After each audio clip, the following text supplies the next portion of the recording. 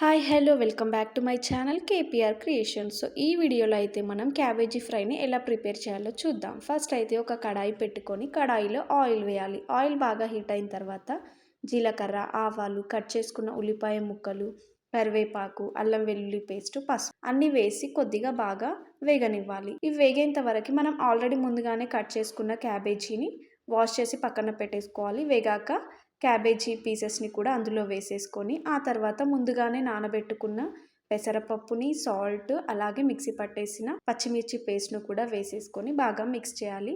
So medium ఫ్లేమ్లో మనం ఒక 15 మినిట్స్ ఉంచాలి. 15 మినిట్స్ తర్వాత చూడండి ఎంత బాగా బాయిల్ అయిపోయిందో క్యాబేజ్ అనేది. సో లాస్ట్లో కొంచెం మనం కొత్తిమీర వేసేసుకుంటే అంతే అండి, tasty and cabbage fry ready. So దీన్ని మనం రోటీ ఆర్ చపాతీతో తింటే చాలా టేస్ట్గా ఉంటుంది. సో మీరు కూడా ఒకసారి ట్రై చేసి చూడండి. ఈ వీడియో కనుక నచ్చినట్టయితే లైక్ చేసి ఛానల్ని సబ్స్క్రైబ్ చేసుకోండి. Thank you.